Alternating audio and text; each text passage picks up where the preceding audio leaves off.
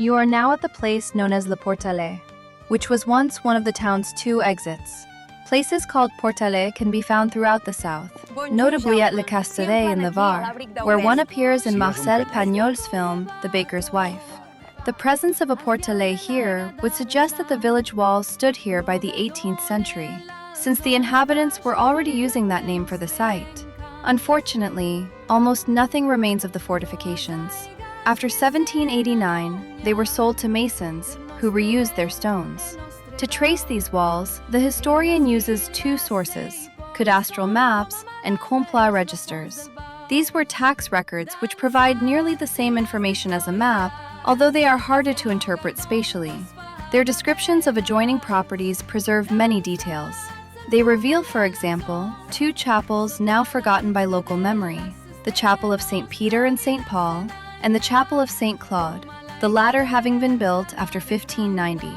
They also mention a district called Rebudel, near the Castellas quarter, and another known as Villeneuve, south of the Portalet.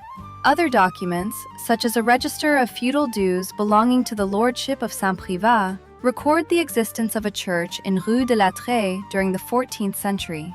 Together, these 2 groups of documents allow us to glimpse how the village developed from the 13th century onward and to understand several aspects of the Portalet.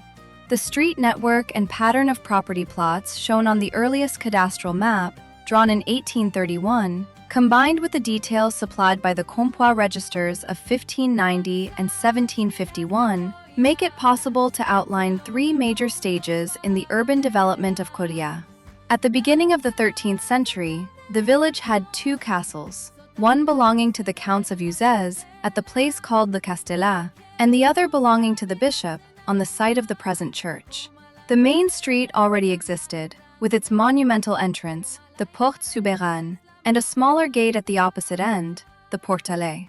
The walls hastily built in the late 14th century reflect the growth of the village settlement and the disappearance of the Counts of Uzès' castle, probably dismantled after the Albigensian Crusade.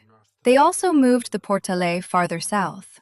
Roqueplune-sur-Argent, in the Var, offers a similar example of a place name shifting, as the feature it described was relocated.